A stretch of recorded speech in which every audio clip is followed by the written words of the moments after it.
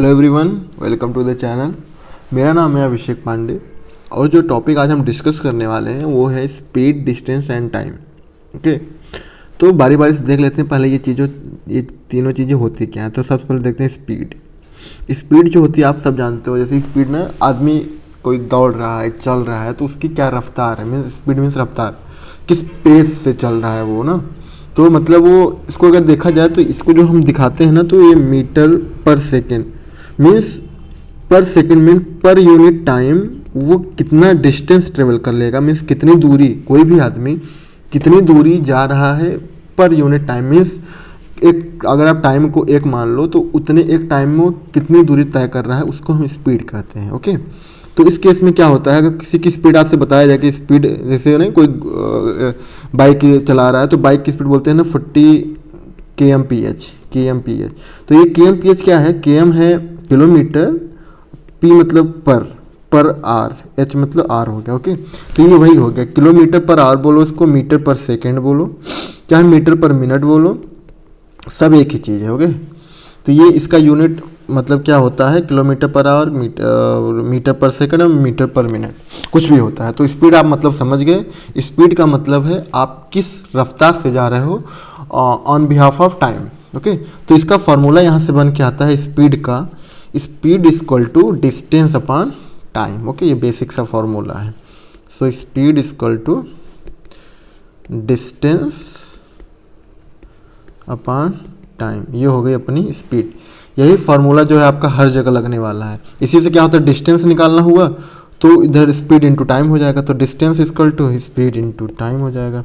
इस तरह से अगर टाइम निकालना हुआ हमें तो टाइम इक्वल टू हो जाएगा डिस्टेंस अपॉन स्पीड हो जाएगा। ओके, तो इसी तरह से इसी फॉर्मूले को किसी भी तरह से आप यूज कर सकते हो।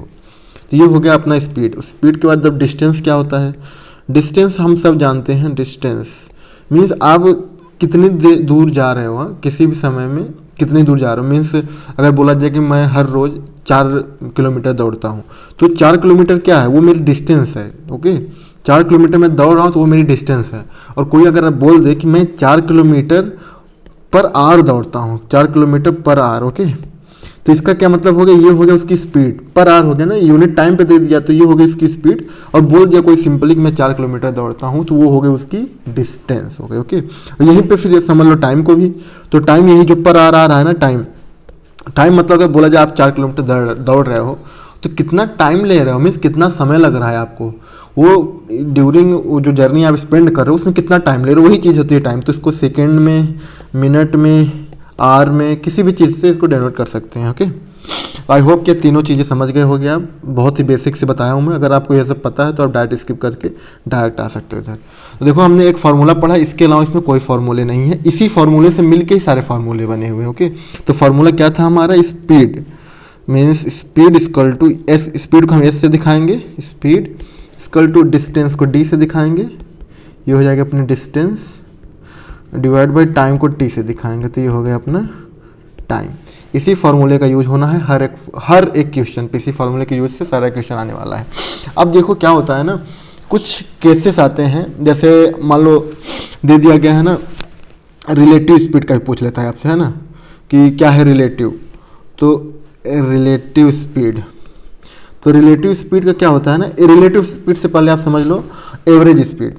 जैसे आपको दे दिया गया एवरेज स्पीड, मतलब कोई आदमी है, मान लो मैं ही हूँ अभिषेक, कभी मतलब शुरू का 2 किलोमीटर मैं चलता हूँ 4 किलोमीटर पर आवर की स्पीड से, फिर मैं चलता हूँ, थोड़ा स्पीड बढ़ा दिया मैंने, और तेज़ दौड़ने लगा, 6 किलोमीटर के आवर से दौड़ दिया कुछ डिस्टेंस, फिर कुछ डिस्टेंस को मैंने और तेज़ से कर दिया। तो इसका अगर हम एवरेज निकालें, कोई पूछे इसका एवरेज क्या है, मीन्स मैं ओवरऑल अगर मैं 10 किलोमीटर दौड़ा हूँ तो 10 किलोमीटर में डिफरेंट डिस्टेंस को डिफरेंट स्पीड से दौड़ा हूँ, तो इस ओवरऑल मैंने कितनी स्पीड से दौड़ा है। ओके, तो एवरेज स्पीड मेरी क्या हो जाएगी, total distance upon total time. Okay, total distance upon total time, ऐसे लिख लो, total distance divided by total time. तो इसमें जितना डिस्टेंस हुआ, 2 किलोमीटर दौड़े, फिर 4 किलोमीटर, फिर 6 किलोमीटर इधर, फिर इधर कितना टाइम लगा, 2 घंटे, 4 घंटे, 6 घंटे, जो टाइम लगा, इधर को उधर सब जोड़ दो, इधर नीचे सब जोड़ दो, उसको आपस में डिवाइड कर दो, आपका आंसर आ जाएगा। तो ये हो जाता है क्या, एवरेज स्पीड। ओके, तो फिर रिलेटिव स्पीड क्या होता है, रिलेटिव स्पीड जो है ना मीन्स किसी के रिलेटिव में देख रहे हैं कि मतलब मान लो दो लोग हैं, मान लो दो आदमी हो गए, दो ट्रेन हो गए, कुछ भी हो गए, तो उन दोनों के रिलेटिव में देख रहे हैं। मीन्स अगर मान लो दोनों एक साइड में हैं, तो मान लो ये ए पॉइंट है, ये बी पॉइंट है, यहाँ से ए इधर चल दिए, यहाँ से बी इधर ए की तरफ चल दिए और ए बी की तरफ चल दिए। तो इन दोनों के बीच में अगर देखा जाए तो क्या है स्पीड, तो मान लो ये x किलोमीटर की स्पीड से चल रहे हैं, ये y किलोमीटर, यहाँ पे देख लो ये है, ये a है, यहाँ पे b है, यहाँ पे a जो है x किलोमीटर की स्पीड से चल रहे हैं, यहाँ पे b y kilometre per hour की स्पीड से चल रहे हैं। तो इनके बीच का हम अगर रिलेटिव स्पीड निकालें तो कैसे होगा, तो अगर ये सेम डायरेक्शन में चल रहे हैं ना, अगर आप ही सोचो कोई आपकी तरफ आ रहा है और आप भी उसकी तरफ जा रहे हो, तो आप उसको जल्दी पकड़ लोगे, मीन्स आप उससे जल्दी मिल जाओगे ना। तो यहाँ पे स्पीड आपकी क्या बढ़ गई है, तो यहाँ पे ओवरऑल स्पीड जो रिलेटिव स्पीड हो जाएगी x + y हो जाएगी। यही सपोज करो कि चोर भाग रहा है, अब पीछे पुलिस दौड़ाई हुई है ना, तो चोर भागेगा तो पुलिस की तरफ तो भागेगा नहीं, है ना, बेवकूफ़ तो होगा नहीं वो, और वो तो भागेगा दूसरी तरफ से, जिधर पुलिस भाग रही है उसके दूसरी तरफ ही भागेगा, उसी डायरेक्शन में। तो मतलब अब यहाँ पे चोर है, इधर भाग रहा है, तो पुलिस भी इसके पीछे ही होगी आसपास कहीं, है ना, तो इधर चोर तो इधर पुलिस। तो इन दोनों के बीच में देखो पुलिस को बहुत टाइम लग जाएगा इसको पकड़ने में। अगर यही चोर अगर इधर भागने लगे पुलिस की तरफ, तो पुलिस तो जल्दी से पकड़ लेगी इसको, लेकिन ये सेम डायरेक्शन में भागेगा। ओके, सेम डायरेक्शन में अगर भागेगा तो उसको टाइम लग रहा है, तो मतलब रिलेटिव स्पीड हमारी क्या हो गई, यहाँ पे कम हो गई है। तो यहाँ पे रिलेटिव स्पीड हो जाएगी x - y, मीन्स ये डिफरेंस का चिन्ह है। तो मतलब अगर x बड़ा है तो x - y, अगर y बड़ा है तो y - x। ओके, तो बस यही रिलेटिव स्पीड का कॉन्सेप्ट है और कुछ नहीं होने वाला। इसी की बेस पे पूरा जो ट्रेन वाले क्वेश्चन आते हैं अपने ना, वो भी सब क्लियर हो जाते हैं। कुछ कंडीशन देख लेते हैं ट्रेन का क्या होता है। तो आओ फिर देखो, तो हमारा जो बेसिक होता है formula, speed = distance upon time. Okay, इसको आप याद रखो। इसके बाद देखो, अब जो ट्रेन का केस होता है, पहले एक केस एक देख लेते हैं। फर्स्ट केस, उसमें क्या है कि मान लो ट्रेन जो है कोई एक स्टेशनरी ऑब्जेक्ट, ट्रेन है यहाँ पे, ये अपनी ट्रेन जा रही है और यहाँ पे कोई एक पोल है, यहाँ पे एक पोल है, कोई पोल है या कोई आदमी खड़ा है, कुछ भी खड़ा है। तो इस कंडीशन में अगर आपको निकाला जाए कि स्पीड निकाल लो या फिर मान लो टाइम निकाल लो, कितना टाइम लग रहा है। मीन्स अगर यहाँ से टाइम का फार्मूला निकालो अगर, तो t = डिस्टेंस अपॉन स्पीड हो जाएगा, क्योंकि ये इंटरचेंजेबल है, ये तो फार्मूला सेम ही है। ओके, तो यहाँ से अगर आपको पूछा जाए कि ट्रेन के द्वारा टाइम कितना लगने वाला है, तो टाइम अगर देखा जाए टाइम, तो यहाँ पे क्या हो जाएगा, कितना दूरी तय करेगा, पहले तो ये देख लो, तो ये दूरी कितना तय करेगा इस पोल को क्रॉस करने के लिए। इसको अगर पूछा जाए आपसे कि पोल है, ये ट्रेन है, इस पोल को क्रॉस करने के लिए ट्रेन को कितना टाइम लगेगा, तो टाइम = हम क्या जानते हैं, डिस्टेंस अपॉन स्पीड।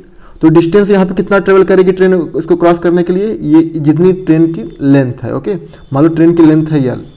ओके, तो यहाँ पे अगर ट्रेन की लेंथ l है, तो जो डिस्टेंस ट्रेवल करेगी वो कितना ट्रेवल करेगी, l, क्योंकि यह जैसे ही ये क्रॉस हो जाएगी, बोल रहे कितने टाइम में क्रॉस होगी, तो ये ट्रेन जैसे यहाँ पहुँच जाएगी, ऐसे यहाँ पहुँच जाएगी, तो इसने पोल को क्रॉस कर दिया, तो कितना डिस्टेंस ट्रेवल किया ट्रेन ने, l डिस्टेंस। ओके, तो ये हो गया l। अब डिस्टेंस अपॉन स्पीड, तो स्पीड क्या होगी, जो ट्रेन की स्पीड है, क्योंकि ये पोल तो रुका हुआ, गड़ा हुआ है ना, तो ट्रेन तो पोल तो हिल नहीं सकता, तो इसकी स्पीड क्या होगा, जो ट्रेन की स्पीड है, तो speed of the train. Okay, तो यहाँ पे ट्रेन को लिखने के लिए यहाँ छोटा छोटा t लगा लो, तो यही देखो फार्मूला वही है, डिस्टेंस अपॉन स्पीड। तो यहाँ पे ट्रेन के केस में क्या हो गया, distance length of the train divide by speed of the train. Okay, ये हो गया हमारा केस नंबर 1। अब हम केस नंबर 2 देख लेते हैं। इस केस में क्या है, मान लो कि इस केस में दो ट्रेन है। ओके, सपोज करो एक ट्रेन इधर है और एक ट्रेन इधर है। मान लो ये सेम डायरेक्शन या अपोजिट, इसका छोड़ दो आप।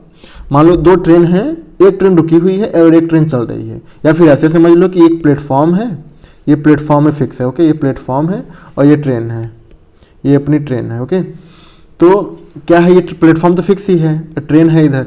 तो इस केस में अगर टाइम निकालें कि time taken to cross the platform, तो इस प्लेटफॉर्म को क्रॉस करने के लिए ट्रेन को कितना टाइम लगेगा।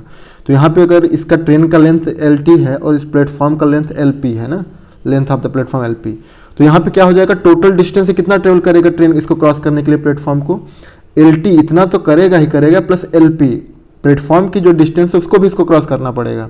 तो यहाँ पे टोटल डिस्टेंस अपनी क्या हो गई, LT, ऐसे लिखो LT प्लस LP। ओके, और टाइम कितना, सॉरी स्पीड कितनी है, जो ट्रेन की स्पीड है, ट्रेन की स्पीड मान लो ST थी और ये तो फिक्स ही है, तो इसकी स्पीड तो 0 है, तो यहाँ पे स्पीड क्या हो जाएगी, वही ST हो जाएगी। ओके, तो यही हो गया हमारा फॉर्मूला इस केस में। क्योंकि सब फॉर्मूले के कुछ नहीं है, इसी चीज़ से निकल के आ रहा है। ओके, अगर आपको समझ में आता है तो कोई दिक्कत नहीं तो इसी चीज़ से सारी चीज़ें निकल के आ रही हैं, कुछ एक्स्ट्रा नहीं है इसमें। हमने क्या समझा कि यहाँ पे प्लेटफॉर्म फिक्स था, बस उसकी लेंथ थी। ओके, उस केस में क्या थे, आदमी था या कोई पोल था तो उसकी कोई लेंथ तो होती नहीं है, नेग्लिजिबल लेंथ थी कंपेयर टू द ट्रेन की लेंथ।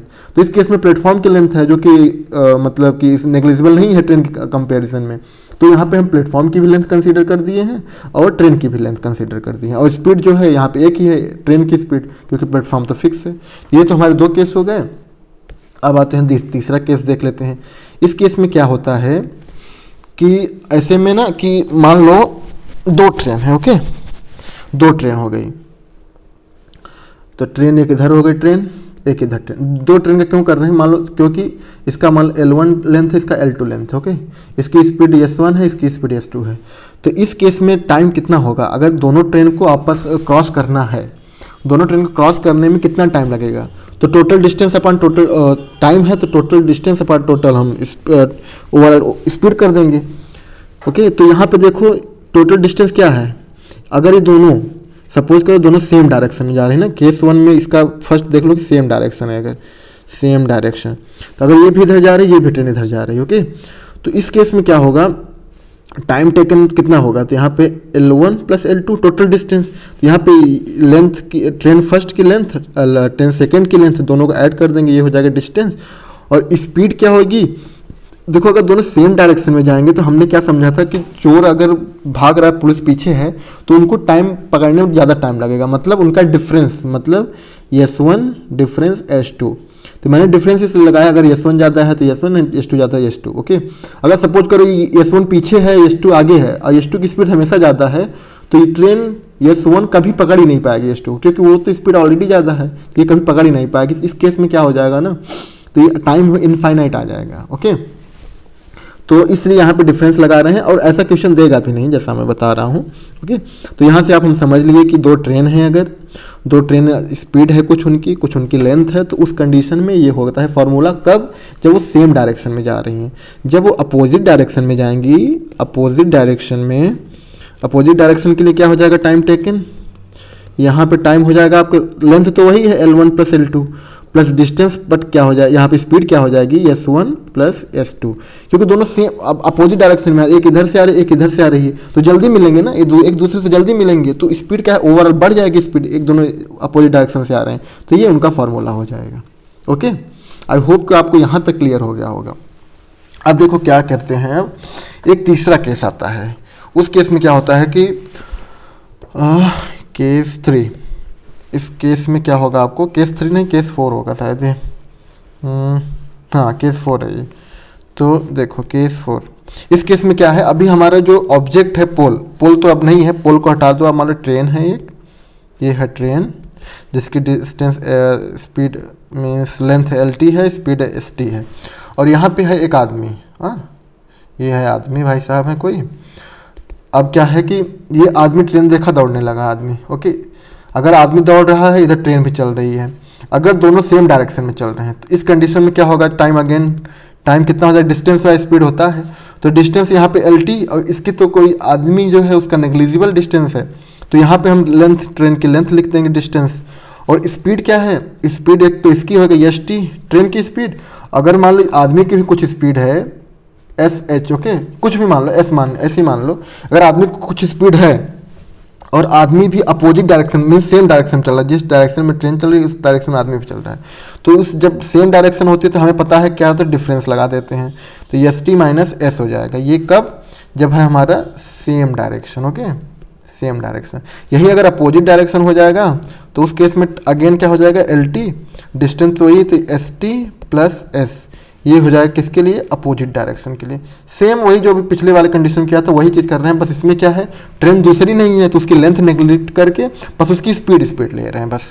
ओके, तो आई होप को ये 4 कंडीशन आपको एकदम क्लियर हो गए होंगे, और इसमें से और कुछ भी कंडीशन नहीं बनने वाला है, बस यही 4 कंडीशन पे ट्रेन के सारे क्वेश्चन बन जाएंगे आपके। ट्रेन के अलावा और कोई 2 आदमी अगर आ रहे हैं सामने आमने सामने, वो सब भी सारे क्वेश्चन आपके बन जाने वाले हैं इधर से। इसके बाद और एक कॉन्सेप्ट होता है बोट्स एंड स्ट्रीम्स का, उसका मैं एक सेपरेट लेक्चर में उसको डिस्कस करूंगा। तो अब चलिए हम पहले क्वेश्चन को देखते हैं, किस तरह क्वेश्चन है, प्रीवियस ईयर क्वेश्चन सॉल्व करते हैं, फिर और क्रिस्टल क्लियर होगा ये सब चीज़। ओके, तो देखते हैं ये क्वेश्चन। पहले कुछ सिंपल क्वेश्चन कर लेते हैं, फिर हम अच्छे क्वेश्चन पे कूदेंगे। ओके, तो क्या बोल रहा है ये, what is the time taken by Rohan to cover a distance of 360 kilometre. Okay, तो हमें डिस्टेंस दे दिया 360 kilometre by a motorcycle moving at a speed of 10 metre per second. देखो हमें स्पीड दे दिया है और डिस्टेंस दे दिया, टाइम पूछा है, तो कितना आसान है। देखो टाइम इक्वल टू, हमने क्या देखा था, time equal to distance upon speed. तो डिस्टेंस कितना दिया हुआ है हमें, 360 किलोमीटर, लिख दो 360। अब टाइम कितना दिया हुआ है, 10 मीटर पर सेकेंड, तो यहाँ पे 10। अब देखो, अब यहाँ पे देखो खेल है थोड़ा, ये देखो 10 मीटर पर सेकेंड दिया हुआ है और ये है किलोमीटर। तो इस केस में हम क्या करेंगे, या तो किलोमीटर को मीटर में चेंज कर लो ताकि सेम यूनिट है, क्योंकि जब भी हम ये कैलकुलेशन करेंगे हमेशा सेम यूनिट में करेंगे। ओके, तो या तो इसको किलोमीटर पर आर में कर लो कन्वर्ट, या तो फिर इसको मीटर में कन्वर्ट कर लो। तो हम क्या करेंगे, पहले ऑप्शन में देखते हैं। ऑप्शन में हमें देखो आर आर आर दिया है ना, तो आर है तो हम क्या करेंगे, नीचे वाले को ही किलोमीटर पर आर में कर लेते हैं। तो 10 किलोमीटर पर आवर को क्या करते हैं, देखो 10 मीटर पर सेकेंड है ना, मीटर पर सेकेंड। तो अगर हम इसको बदलना है, अगर ऐसे कर लो, थोड़ा समझ लेते हैं ऐसे, 10 है, मीटर है पर सेकेंड। ओके, अब इसको अगर हम किलोमीटर पर आवर में कन्वर्ट करना है तो क्या करेंगे इसको, तो मीटर को किलोमीटर में करने के लिए हम क्या करेंगे, 1000 से डिवाइड कर देंगे, है ना, क्योंकि 1000 मीटर इक्वल टू 1 किलोमीटर होता है। तो अगर हम 1 मीटर निकालेंगे तो 1/1000 हो जाएगा, तो ये 1/1000 हो गया। अब देखो सेकंड को आर में कन्वर्ट करने के लिए, मतलब 1 आवर में कितने सेकंड होते हैं, 60 मिनट होते हैं, इंटू 60 सेकंड होते हैं। ओके, तो 60 इंटू 60, तो ये हो गया सेकंड। तो सेकंड को आर में कन्वर्ट करने के लिए 1/60 इंटू 60 कर देंगे। तो यहाँ पे 60 इंटू 60 से डिवाइड करेंगे तो ऊपर जाएगा, तो ये हो जाएगा 60 इंटू 60। ओके, ये हो गया। अब इसको कैलकुलेट करोगे जब आप, तो ये आपका आ जाएगा ना, ये कट गए, तो 6 छंग 36/10 आया ना, ये हो जाए 18/5, ये हो गया 18/5। ये आपका स्टैंडर्ड कन्वर्जन का है। ओके, ये स्टैंडर्ड कन्वर्जन का फैक्टर है। जब भी आप याद कर लो इसको, जब भी आपको मीटर पर सेकेंड से किलोमीटर पर आवर में कन्वर्ट करना है तो आप 18/5 का मल्टीप्लाई कर दोगे। ओके, और जब भी मीटर पर सेकेंड से, सॉरी किलोमीटर पर आवर से मीटर पर सेकेंड करना है तो आप इसको 5/18 से मल्टीप्लाई करो। ओके, यहाँ पे 5/18, यहाँ पे 18/5। या इसको आप ऐसे भी याद कर सकते हो, जब किलोमीटर से मीटर में कन्वर्ट करना है तो 5/18 से मल्टीप्लाई करना है, जब मीटर से किलोमीटर में कन्वर्ट करना है तो 5/18 से डिवाइड कर देना है। ओके, तो यही आपका स्टैंडर्ड कन्वर्जन है। आप इसको याद कर लो, क्योंकि आप ये बार बार कैलकुलेशन करने के लिए तो बैठोगे नहीं एग्जाम में, तो आप इसको 5/18, 18/5, 18/5 याद रख लो। ओके, तो चलो ये तो हमने कन्वर्जन समझ लिया। अब यहाँ पे क्या करेंगे, तो ये दिया है हमें कितना, मीटर पर सेकेंड में, है ना। तो मीटर पर सेकेंड को अगर हम कन्वर्ट करें आर में, मीन्स किलोमीटर पर आवर, तो इसको हम क्या करेंगे, 18/5 से मल्टीप्लाई कर देंगे, 18/5। ओके, चलो अब इसको सॉल्व कर लेते हैं। आप कुछ भी नहीं, ये कट गए, 18 दूना 36 हो जाएगा, तो ये 2 × 5 = 10 आवर्स। ये हो जाएगा अपना आंसर। ये अपना टाइम निकल गया 10 आवर्स, ऑप्शन ही सही। ओके, देखो बहुत ही आसान है, कुछ भी नहीं करना था इसमें, बहुत सिंपल क्वेश्चन था, बस ये कन्वर्जन आपको समझना था बस, और बस बारीकी बारीकी चीज़ें देखना होता है, बाकी कुछ क्वेश्चन में कुछ होता नहीं है। ओके, चलो चलते हैं नेक्स्ट क्वेश्चन पे। तो ये जो क्वेश्चन है हमारे, देखो क्या बोला गया है, Rajdhani express travels 650 kilometre in 5 hours. Okay, and another 940 kilometre in 10 hours. The find the average speed. तो एवरेज स्पीड तो आप जानते हो, average speed equal to total distance divided by total time. Total time, तो टोटल डिस्टेंस अभी देख लो क्या है, तो एक है 650 किलोमीटर चल रहा है 5 आवर्स में, तो 650 एक डिस्टेंस है D1, और एक क्या दिया है D2 दिया है आपको 940, ये किलोमीटर में है, और ये करता है टाइम इसका दिया है कितना 5 आवर्स, इनका टाइम T1 है, ये है इनका टाइम क्या दिया है 10 आवर्स। ओके, तो टोटल डिस्टेंस पर टोटल टाइम कर देंगे, हमारा एवरेज स्पीड आ जाएगा। तो टोटल डिस्टेंस हम देख लो 650 + 940 डिवाइड बाई ये 10 + 5। ओके, अब इसको सॉल्व कर लो, और कुछ करना नहीं है, बस इसको सॉल्व करना है बस। तो ये हो जाएगा 0 5 4 9 9 6 15 डिवाइडेड बाय 10 5 15। इसको सॉल्व कर लेना, कैलकुलेशन मिस्टेक होगा तो देख लेना अपने एंड से। तो इसको हम कर देंगे 15 कम 15 0, 15 छक्का 90, 106 किलोमीटर पर आवर। ये हो जाएगा हमारा आंसर कैलकुलेट करेंगे, जो कि है ऑप्शन नंबर सी। तो वो ऐसे बहुत सी बेसिक क्वेश्चन थे, इसमें कुछ करना नहीं था। ओके, चलो अब देखते हैं नेक्स्ट क्वेश्चन। तो ये क्वेश्चन जो है आपको दिखने में बहुत लेंदी लग रहा होगा, और ये लेंदी है भी, बट ऐसे क्वेश्चन को क्या है हम फॉर्मूले से ट्रैक करेंगे इसको। ओके, सॉल्व करेंगे। क्यों, देखो क्या बोला गया है इसमें, पहले क्वेश्चन समझ लेते हैं। 2 trains Calcutta and Bombay means male head, तो आप इसको सी मान लो, इसको बी मान लो। ओके, तो 2 ट्रेन है C and B, started at the same time from station Calcutta and Bombay respectively towards each other. After passing each other they take 12 hours and 3 hours to reach Bombay and Calcutta. Okay, तो देखो क्या है question, देखो बना लो इसको पहले। 2 ट्रेन है, ये है आपका कैलकाटा, ये है आपका बॉम्बे। ओके, तो क्या बोल रहा है कि आफ्टर पासिंग ईच अदर, तो मतलब एक ट्रेन इधर से चली, एक ट्रेन इधर से चली, तो ये कहीं पे आप मान लो किसी भी इन बिटवीन कहीं पे मिलते हैं, या बिटवीन नहीं, कहीं किसी भी जगह पे हो सकता है, किसी जगह पे ये लोग मिलते हैं। मिलने के बाद after passing each other they take 12 hours and 3 hours to reach the Bombay and Calcutta. तो मतलब जो कलकत्ता वाली ट्रेन है वो बॉम्बे पहुंच जाएगी कब, देखो डिस्टेंस दिया है 12 hours and 3 hours to reach Bombay and Calcutta. तो जो बॉम्बे पहुंचेगी वो 3 आवर्स में पहुंचेगी, जो कलकत्ता पहुंचेगी वो 12 आवर्स में पहुंच रही है। ओके, तो देखो इसमें क्या है क्वेश्चन, तो after passing each there and 12 hours and 3 hours to reach Bombay, 3 hours to reach Bombay and Calcutta, तो 12 आवर्स बॉम्बे में पहुंच रही है, 3 आवर्स एंड कलकत्ता में पहुंच रही है। Okay, respectively if the Calcutta mail is moving at a speed of 48 kilometre. तो कलकत्ता मेल की हमें स्पीड जो दे दी है 48 किलोमीटर पर आवर दे दी गई है, और हमसे पूछा गया है बॉम्बे मेल की स्पीड। देखो क्वेश्चन दिखने में वाकई बहुत बड़ा है, और इसको सॉल्व करने लगोगे ना आप तो बहुत बड़ा होने वाला है। इसमें क्वेश्चन में पूछा गया, मैं आपको बताता हूँ। इसमें आपको स्पीड दे दिया गया है क्वेश्चन में, किस चीज़ की स्पीड दिया है, कलकत्ता मेल। तो स्पीड ऑफ कलकत्ता मेल की जो दिया है 48 km पर आवर। ओके, ये दे दिया गया है। इसके अलावा क्या दिया गया है, टाइम दिया गया है, कौन सा टाइम, टाइम दिया है क्या 12 hours and 3 hours to reach the Bombay. Means जो इनका मीटिंग पॉइंट है ना, मीटिंग पॉइंट के बाद जो भी ये फाइनल डेस्टिनेशन में पहुंचते हैं वो टाइम टेकन दिया गया है। तो वो टाइम टेकन क्या है, देखो ये एक का दिया है T1 12 और T2 दे दिया है आपका 3 आवर्स। ओके, देखो ये दिया गया है।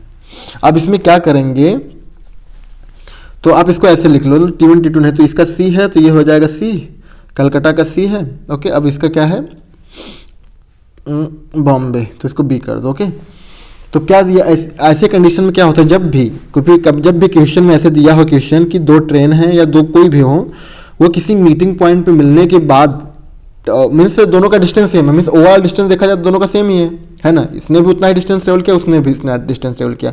तो अगर कंडीशन ऐसी है कि डिस्टेंस सेम है दोनों के लिए, दोनों जो भी ऑब्जेक्ट ट्रेवल कर रहे हैं उनकी डिस्टेंस ट्रेवल की सेम है, और वो किसी मीटिंग पॉइंट के बाद का उनका टाइम दे दिया गया है और किसी का स्पीड पूछा है, तो उस केस में जो आपका फॉर्मूला बनता है ना, तो S1/S2 इक्वल टू रूट में T2/T1 T2/T1 ये होता है फार्मूला। इसी पे डायरेक्ट फार्मूला रख के हम सीधा आंसर निकाल सकते हैं।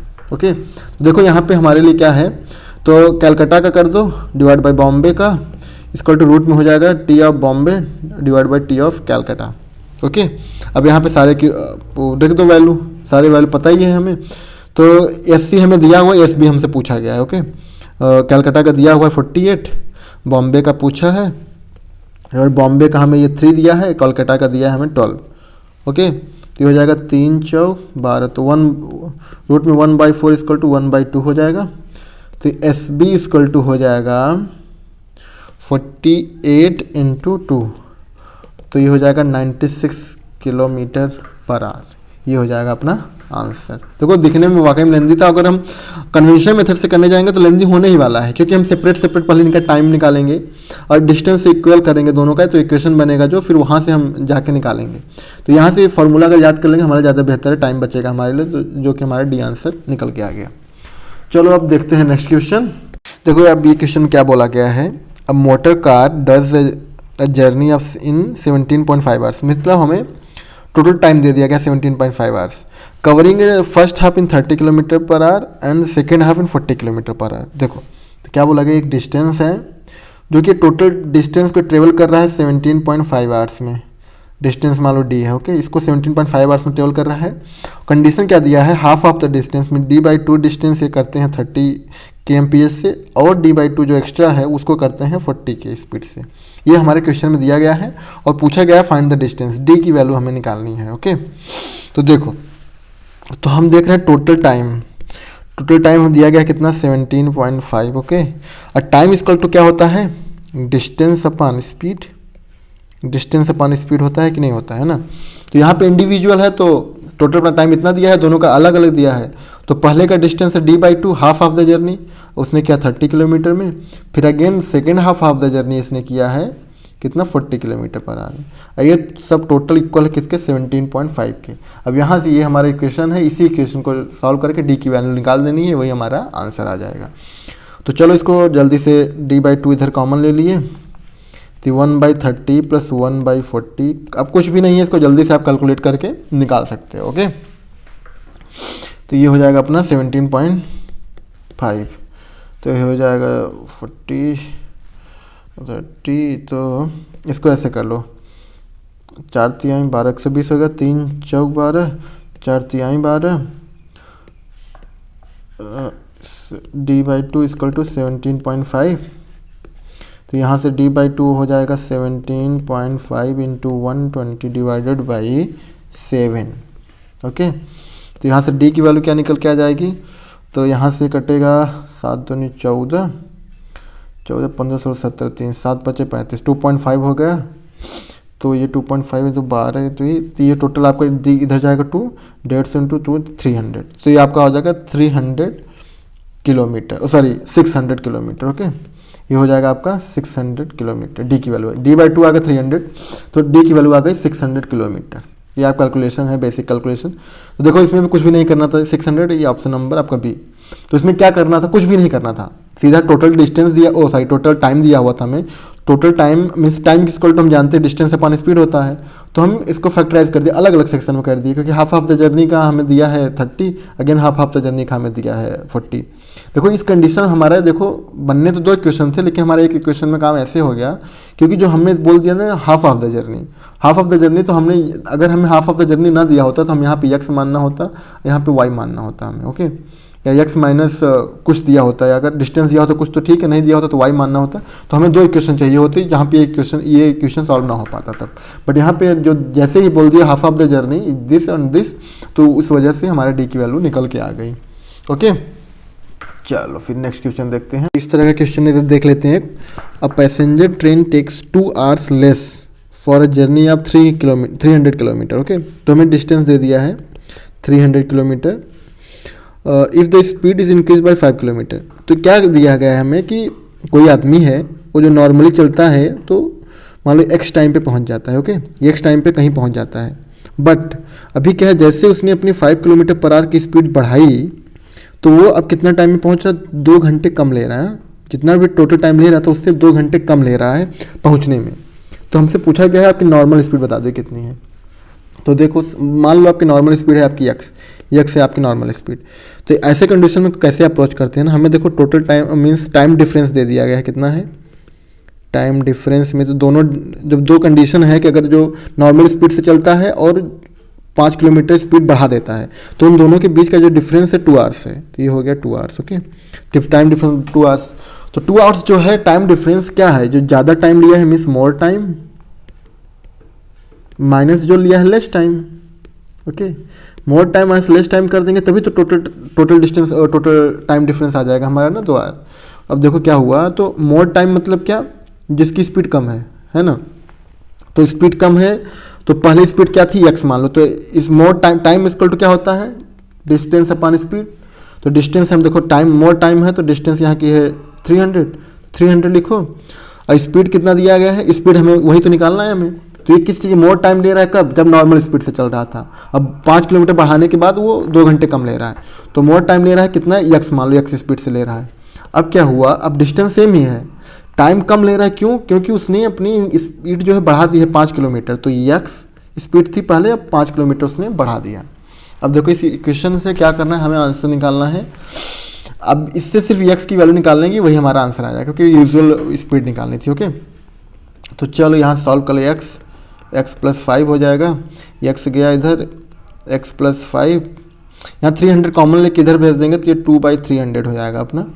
तो ये हो जाएगा माइनस, तो एक्स प्लस 5 हो जाएगा एक्स, तो एक्स से एक्स कट गया इधर, तो आपको हो जाएगा एक्स स्क्वायर प्लस 5x इधर इज इक्वल टू, ये हो जाएगा 150 इंटू 5। ओके, तो ये हो जाएगा